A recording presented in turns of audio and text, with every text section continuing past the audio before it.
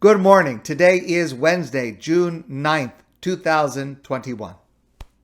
I honestly don't know if Israel is on the cusp of a new paradigm in politics or is about to make a monumental mistake with the new Change coalition now set to be voted in this Sunday. I don't even know if it will come to pass on Sunday or survive its first vote. But at this moment, I have 4 points to share with you, which I think are important. The first point is the reminder that words can kill.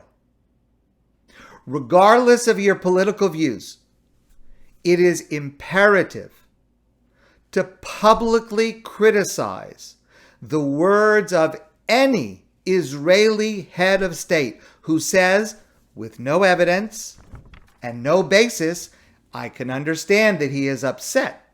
I can understand that he feels that this is a terrible disaster for Israel. I understand that's his position. But to say, Israel is witnessing the greatest election fraud in the history of the country, and that there is a deep state conspiracy, that needs to be publicly condemned and criticized. In fact, over the last number of days, the attacks on the individuals who are about to make up this coalition, the attacks have been so vicious and virulent that they have required additional security details. One of these members of Knesset, Idit Silman, who is a member of the Yamina party, she said in an interview that a demonstrator outside her home, you understand, of course, that all of the members of Knesset who are about to go into this coalition, especially the right-wing members of Knesset, are under tremendous pressure to change their minds. There are demonstrations outside their homes every day. So Idit Silman said that a demonstrator outside her home had told her he was pained by what her family was going through. By the way, when I talk about the pressure, it includes threats on the lives of the children of these members of Knesset, in addition to many other things not mentionable in this context. A demonstrator outside her home had told her he was pained by what her family was going through, but don't worry. At the first chance we get, we'll slaughter you.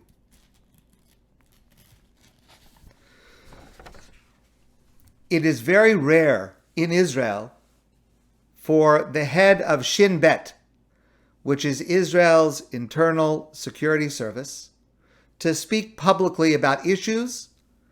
Shin Bet is an organization that works behind the scenes. And a couple of days ago, Nadav Argaman, the head of Shin Bet, made an extraordinary statement warning of the rising incitement and hate speech on social media and the danger that it will spark political violence. Listen to this quote. Nadav Argaman: "We have recently identified a serious rise and radicalization in violent and inciting discourse, specifically on social media, which could lead some groups or individuals to take violent action and even harm others." Quote, "This discourse may be interpreted among certain groups or individuals as one that allows violent and illegal activity and could even lead to harm to individuals." He further said that politicians, public opinion leaders, religious figures, and educators across the political spectrum must speak clearly against any violence. So this is me, Michael Whitman, heeding his words. quote, "It is our duty to come out with a clear and decisive call for an immediate cessation of the inciting and violent speech. The responsibility for restraining the discourse rests on the shoulders of all of us." A television report quoted someone close to Argaman who said, "We are getting closer and closer to 1995, to the months before the Rabin assassination." Defense Minister Benny Gantz, and I realize he is a politician, he has skin in this game, but he said, "Anyone who tries to deny the legitimacy of basic democratic processes," again, you can disagree vociferously, but to deny the legitimacy of basic democratic processes and ignites the fear of incitement, that person also bears responsibility for the consequences. Point number 2. I am not Naftali Bennett's rabbi. I have not checked the level of his kashrut observance or the level of his Shabbat observance. I have no interest in doing so. But the irony is overwhelming when the Haredi political parties criticize who is set to become the first Dati prime minister in the history of Israel by saying, as Aryeh Deri said, a government headed by Bennett is going to destroy and ruin everything we have maintained for years. A government headed by Bennett will destroy Shabbat, conversion, the chief rabbinate, kashrut, and will tear the people of Israel asunder. The Jewish state is in danger, Deri said. The state of Israel is changing its face and its character and its identity. This isn't a separation of religion and state, but an uprooting of religion from the state. Okay, I don't yet have an opinion, as I said, on Naftali Bennett or on this coalition. But I will just share my own personal opinion. If Deri is against it, chances are it is good for Israel. And Bennett's response to this was perfect. He said, if their outburst is an attempt to deter the inquiry into the Meron disaster, it won't work. Okay. My point number 3 and 4 kind of come together in the following. I realize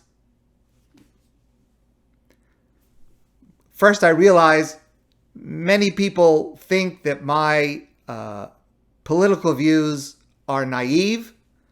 I accept that. That's all right. But I realize that politicians all too often have little allegiance to truth or reality.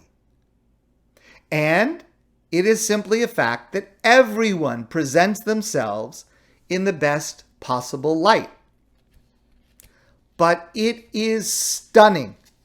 And again, stunning can either be in a good way or in a bad way. It is a stunning agreement to bring together right, left, and Arab political parties. So forget for a moment, how could it possibly work? How did it happen? How could an agreement even be made? So I want to share my points number 3 and 4, 2 what I think are fascinating insights, again, with all the caveats I mentioned before. Yair Lapid's spokesperson is Roy Kunkel. Again, it comes from his spokesperson. But he explained in a Facebook post how what is perhaps one of the most complicated political negotiations in Israel's history came about. Here's what he said. In a long corridor on the 6th floor of Kfar HaMaccabiyah, that's the building where the negotiations about forming a coalition have been taking place over the last month or so. In the long corridor on the 6th floor, the strongest forces in Israel gathered for 28 days. After 4 election campaigns and a year of corona, during unbelievable violence on the streets and a round of fighting in Gaza, everything was distilled into a few rooms along this corridor in which everything changed. Everyone will talk about politics and interests and the different forces. But I want to tell you, this is Roy Kunkel, I want to tell you the real reason for the success. Again, you can use the word success or a different word if you want. For the success of the most complicated political negotiation since the State of Israel was founded, the reason is women. He wrote, I've lived on that corridor for a month. Negotiating teams came and went. The most experienced people in Israel from every field, they had one thing in common. They were all men. On the other side, at the other end of the corridor, were women. Lapid's team. The team that planned and managed and defined the whole thing. The only team where the vast majority are women. I saw them time and again coming up with the right idea to move us past another stumbling block in the negotiations. I saw them with endless patience managing to find another compromise, solve another problem, overcome another problem. I saw them managing negotiations opposite dozens of men who are used to ruling the world and refusing to give in, and eventually succeeding. And he concluded with this. My daughter, Amalia, is 4.5. I want her to grow up knowing that she's not only equal to everyone else, but that she can change the world if she wants to. When she has doubts, or when someone tells her she isn't good enough, I will tell her the story of the amazing women on the 6th floor and how they changed Israel. Finally, number 4. So, Naftali Bennett did an interview on the news a few days ago, and he was asked the obvious question that everyone is asking. He was asked about the post that he posted in which he termed Abbas, the politician that he is dealing with from the Arab Party, where he termed Abbas a supporter of terrorism. How can you possibly enter into a coalition with someone that you called a supporter of terrorism? Here's what he said. He said, I changed my mind. During the war a few weeks ago and the riots, there was something that caught my attention.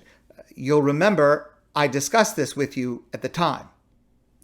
There was something that caught my attention, Bennett said. Abbas came to the synagogue in Lod that had been torched and desecrated by rioters. Abbas came to the synagogue in Lod during the tensest moments and said, I want to help. Bennett said, I saw a decent man. I saw a brave leader.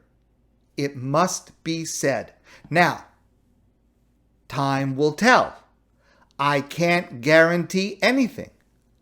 But when he extends a hand and says something very simple, I want to take care of Arab-Israeli civilian concerns, Bennett says, I saw the partnership with him as offering a non-negligible opportunity to turn over a new leaf in the relationship between the state and Arab Israelis.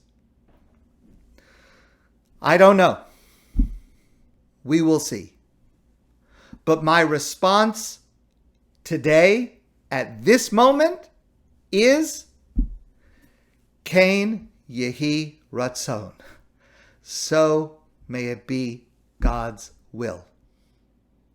My friends, I want to wish you a great day, and I look forward to seeing all of you soon in person.